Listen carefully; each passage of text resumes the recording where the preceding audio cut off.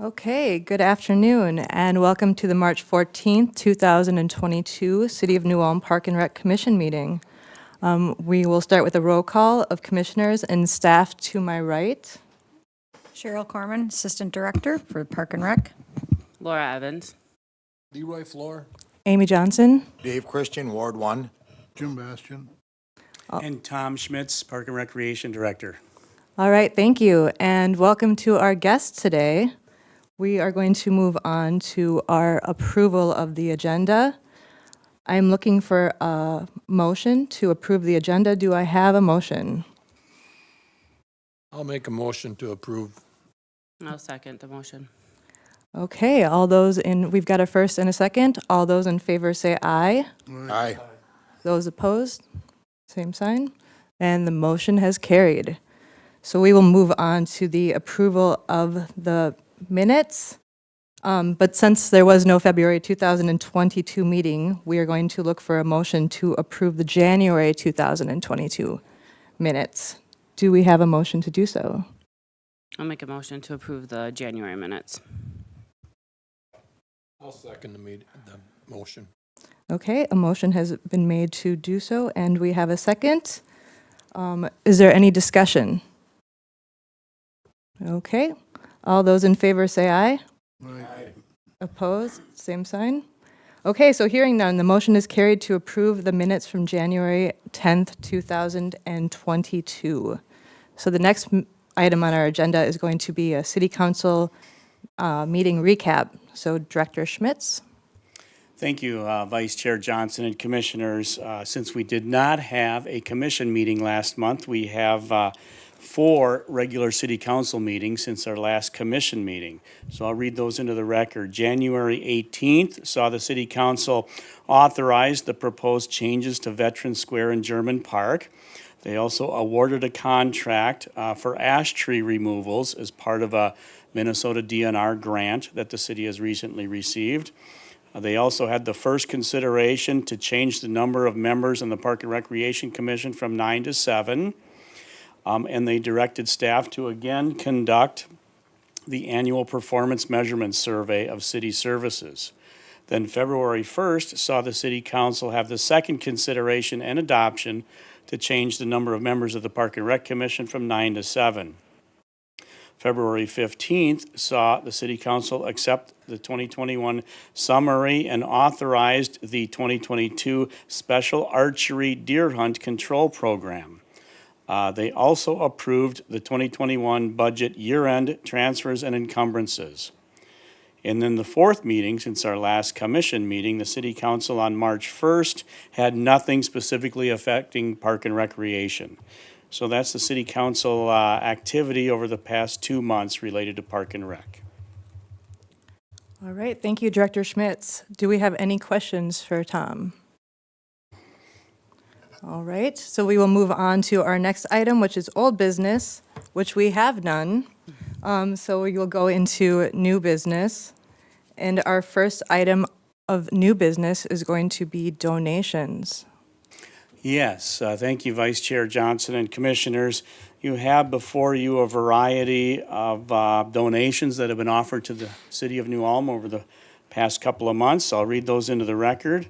First of all, for the Riverside Park Environmental Learning Center, improvements in programming, $6,000 from the Isaac Walton League New Ulm chapter. Then for the Pollinator Park improvements in programming, we have $1,000 also from the Isaac Walton League New Ulm chapter, along with $200 from Dr. Ann Vogel. We have one paver stone for German Park, $200 honoring Hilly and Arlene Krall from John and Dawn Krall. Then for the German Park Veterans Square, we had an $8,000 donation to honor Vietnam veterans at the German Park Veterans Square from Kathy Mai. And then we've got a couple of benches here, a few benches. For Herman Heights Park, we have $1,823 honoring Henry and Michael Polzine from the Polzine family. And as part of that, Henry Polzine's bench up at Herman Monument will be relocated down to the Veterans Square in German Park, as it is truly a veterans memorial bench. Then in the Civic Center, we've got the second half, which covers the total cost of the wooden bench for the interior, which is $486.89, honoring Harvey Yanni from Gene Yanni. And then we have a dog park granite bench valued at $2,465, honoring Jeff Weniger from Jamie Weniger and Jessica Frenning. So the grand total of these benches and the other cash donations include the grand total of $20,174.89. I recommend you forward this on to the City Council for their acceptance. Thank you, Director Schmitz. I'm looking for a motion regarding the acceptance of donations. Do I have a motion? So moved. Second. Okay, all those in favor, say aye. Aye. Opposed, same sign, and motion carries.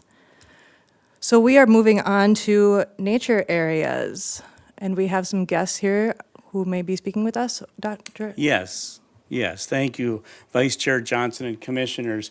You see in the packet, the motion before you is simply to agree with their request to implement additional natural resource management practices favorable to pollinators and other wildlife in these areas. And I'll go ahead and point out to you in the packet what we're talking about. You see a document here by the enthusiasts, Deb Steinberg, Joe Gartner, Julie Gartner, and other supporters and founders of the Pollinator Park at 2250 North Broadway. Their request is to allow basically natural resource management practices on existing city-owned undeveloped land out in that vicinity, along with a few park areas not directly adjacent to that Pollinator Park. So I will present to you in the packet here those areas. And I will also bring them up here. You see in this particular area, the Pollinator Park is right here. And it's these parcels between the Pollinator Park area, North Broadway, and the Minnesota River. As the document in the packet is pointing out. And then there's a few other park areas that we're looking at doing that, including a small area, marshy area between the BMX park and the skate park, along with Adams Park, one of our existing wilderness undeveloped parks on the Cottonwood River. Right here. And then, of course, South Market Park, which is another one of our urban wilderness areas along the bicycle trail, basically between 15th South and 12th South along the recreational trail. So those are the areas. And if any of the enthusiasts would like to come up and speak, they certainly can. Otherwise, we'll field questions from the commissioners. Yes, okay. Here we have Joe Gartner speaking on the topic. Thank you. Tom, you did such a good job. I have less to say, but my name is Joe Gartner. I live at 1401 South Payne Street. I'm a retired teacher, historian, naturalist, and now that I'm retired, I'm doing stuff still related to that thing, and one of them is the Pollinator Park. Pollinators need our help. If you look at the picture over here, that's what it was like at the time, settlement occurred. Pollinators probably were everywhere. But just think of all the and I'm not saying bad, all the good changes that have occurred to make it a beautiful city that it is, but kind of at the expense of the pollinators. And we have this opportunity to enhance even the pollinator park. That's a wonderful thing that a lot of cities are amazed that we have that. What a wonderful opportunity to try a little bit more. And one thing that I did with these 3 areas, the skate park, nature area, Adams area, I walked most of the city looking for ideal locations that wouldn't need much work.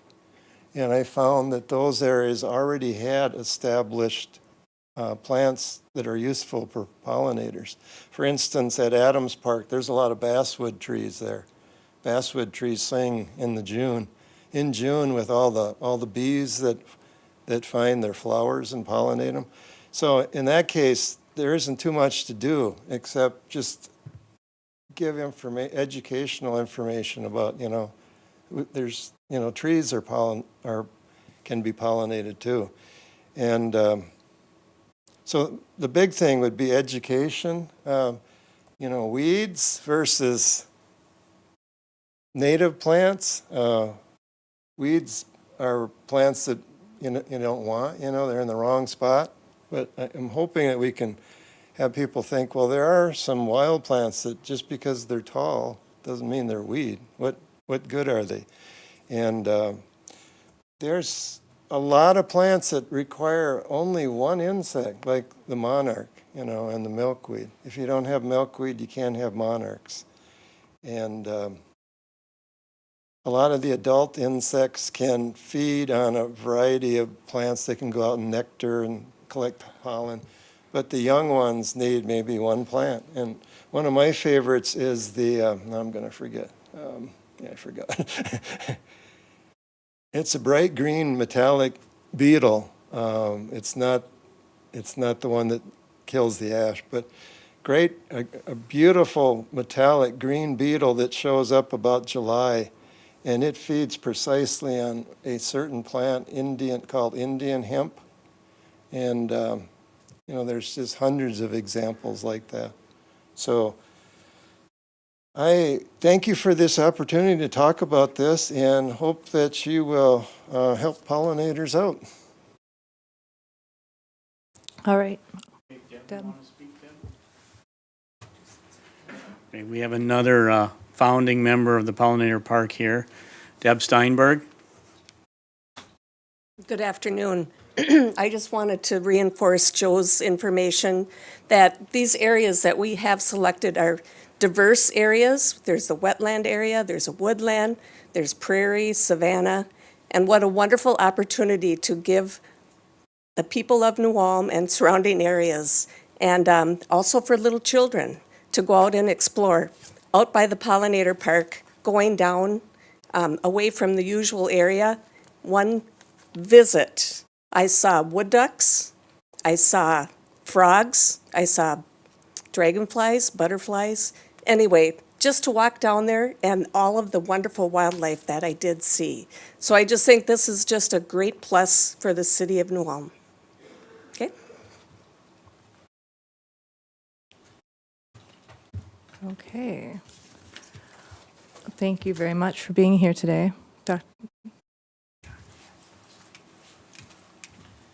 I think I'm far enough away from you.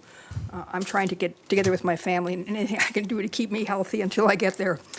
So thanks for your time to all the commissioners. It's nice to see you, and thank for all the work and hours that you put in to try and improve the quality of life, especially as it relates to parks in New Ulm. And it was interesting, I picked the mail just before I came, and it said, "Imagine a world without butterflies." That was just what I picked up before I walked out the door. That comes from the Environmental Defense Fund. And I just want to tell you that I think the work that's been done by both Deb and Joe Gartner, I've had a chance to go down October 23rd. They had an educational, first of all, I'm from 516 South State Street, in New Ulm. And they had an educational opportunity for the public to come down and see how they could start little pollinator patches in their own yards or give it to neighbors who were interested. So I find them very knowledgeable. They've really dug into the research deeply, and I think anything we can do to promote what they're trying to do for the community of all ages and just for the well-being and the health of the community would be great. So what I did is later on, I picked up some bird and butterfly mix wildflowers, and there are some big packets and some little packets. And I'm going to encourage all of you to pick one of these up as you leave and give it to one of your friends, or even read about it and try it on your own. And enjoy the beautiful environment around us, and I'm hoping we can continue to promote it. And thank you for your time.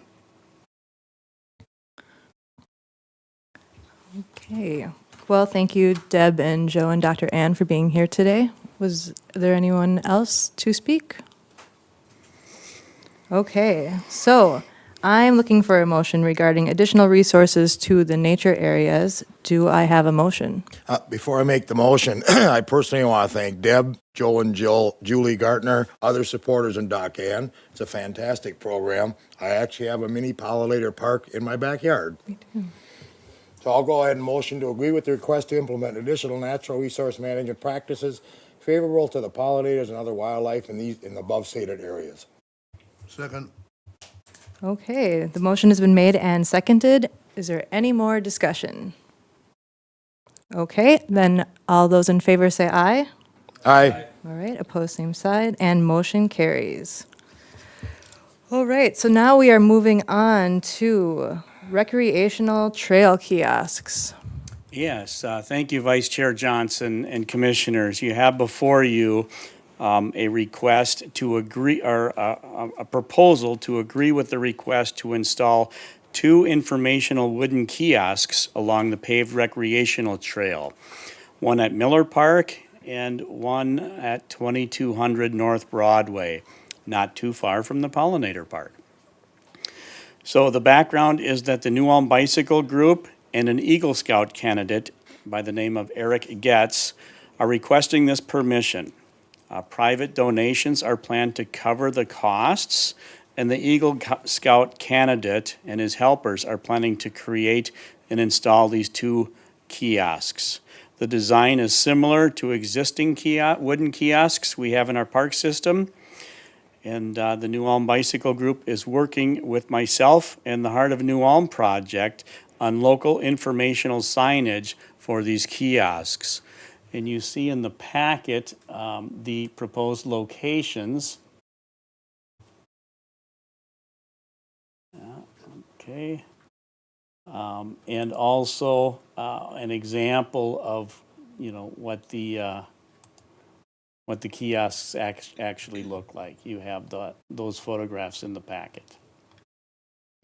So my recommendation would be for you to agree with that request and allow me to continue working with these groups to create 2 more wooden informational kiosks in our parks and trail system. Okay, thank you. I'm looking for a motion regarding additional informational kiosks. Do I have a motion? Yeah, I motion. Okay, a motion has been made. Do I have a second? Second. All right, a motion has been made and seconded. Do we have any discussion further on that? Okay, all those in favor say aye. Aye. Okay, opposed, same sign. A motion has been carried. Let's see. So then we move on to the Herman Monument illumination. Yes, thank you, Vice Chair Johnson and Commissioners. This is the final proposed action for your meeting today, and that is to recommend that the City Council authorize Herman Monument to be temporarily illuminated in blue and yellow colors to represent support for the country of Ukraine. This request has come through the mayor's office from New Ulm residents. Past requests to do such a thing, to temporarily illuminate Herman Monument in color, have been authorized, and colored Mylar sheets are placed over the floodlights, the 4 floodlights on the ground around Herman Monument. Costs for this type of activity are normally less than $100. And we have the leader of the resident group making the request here, Kevin Isaacson. Kevin, if you'd like to come up and speak for a moment.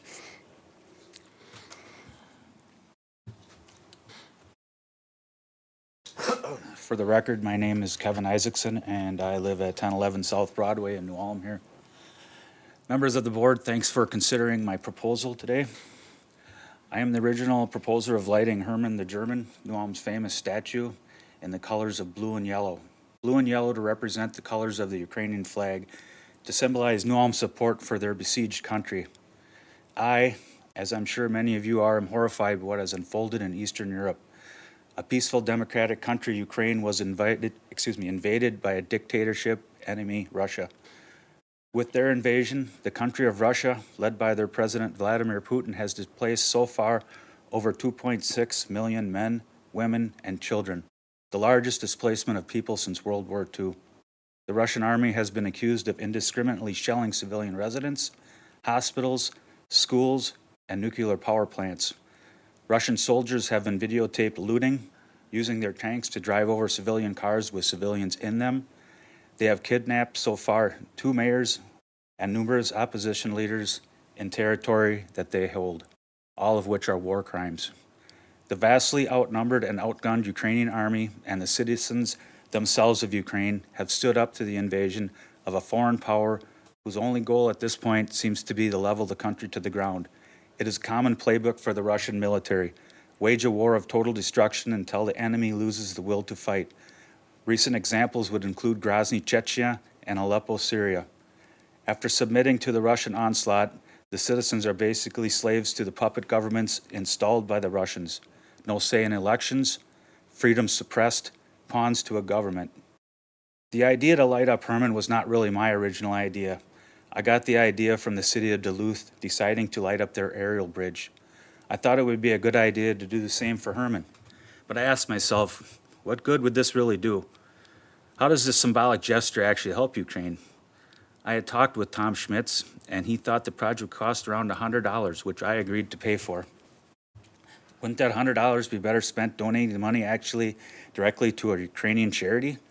But then I thought, you know, if I could make 10 people see Herman lit up, ask why, become more interested, find out what's going on there, and decide to donate $10 to help those Ukrainians displaced, still under siege, I would break even. But if I could make 20 people do the same, my gesture to light up Herman would come out ahead. Even if it only makes a parent have to explain to an inquisitive child, I feel I have made a difference. That's terrible. Can we help them? The child may ask, and hopefully the parents would. If I make no difference at all, at least I can tell my grandchildren I did what I could to raise local support. I had acted. At the end of the day, there seems to be 2 sides at war here. Democracy versus dictatorship, freedom versus suppression, will of a free people versus the will of a depressive government. In the year 9, Herman turned against his masters and led a ragtag army to victory over 3 Roman legions, thereby saving Germania from conquest. Rome was out, thanks to Herman the German. I asked the board to vote yes on the proposal. The city of New Ulm would be showing its support for democracy and freedom. I'm pretty sure I know which side Herman would be fighting for in this battle, and it would be for the Ukrainian people. Thank you for considering. All right, thank you, Kevin. I'm looking for a motion regarding the Herman Illumination in support of the Ukraine. Do I have a motion?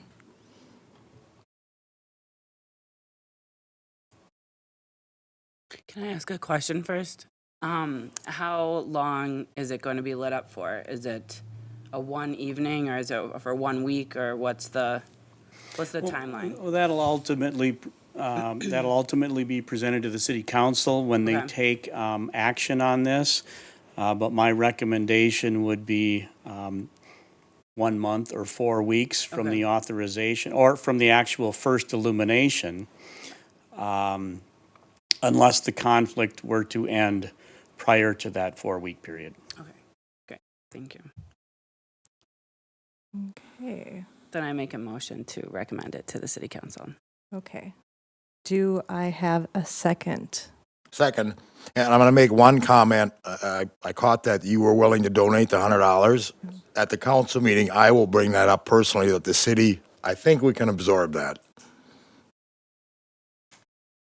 Okay. Any further discussion? Okay then, all those in favor say aye. Aye. Opposed? Same sign. All right, hearing none, motion has carried. Next up is going to be our reports from commissioners and staff, and we will start with the department activity report. And this will be for January and February with Tom. Yes, thank you, Vice Chair Johnson and Commissioners. Staff has nothing to add to the activity reports in the packet. If you have any particular questions, please raise those. Otherwise, I would just recommend that you receive and order them filed.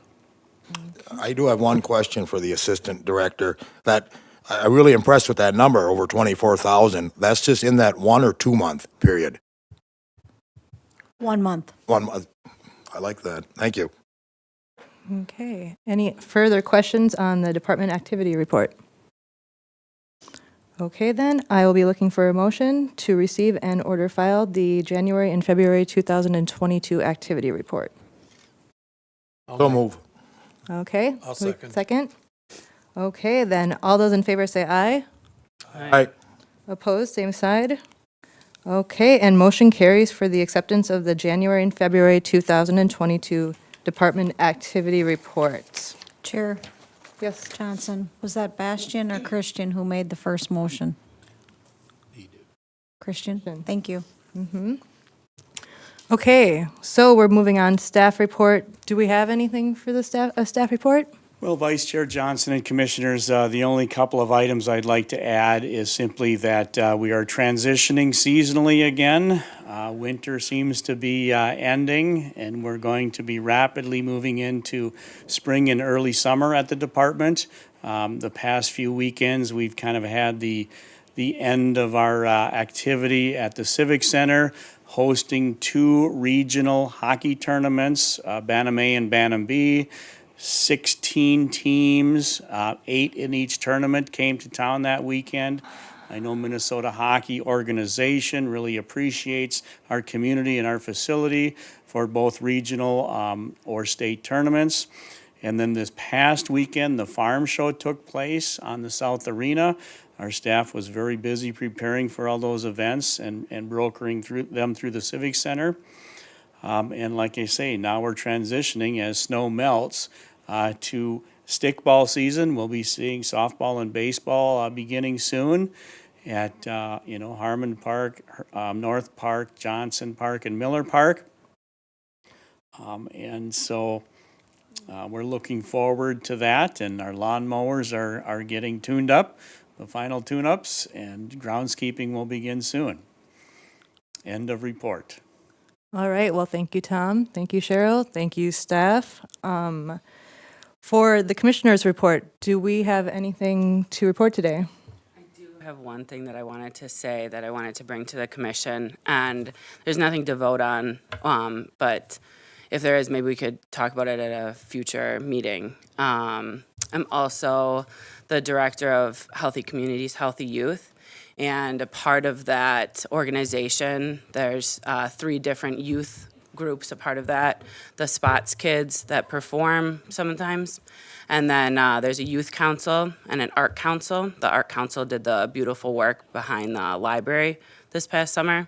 And the youth council, we're trying to revamp and rework what the kids are doing as a part of the city. And I was wondering if maybe having some of the kids sit in on our park and rec meetings and observe, and if they have comments or questions, letting that be okay. But I think I would go through the agendas being sent out ahead of time and pick and choose, when it would be appropriate for them to be a part of that, or ask them what meetings they wanted to be a part of. So I just wanted to bring that to your attention.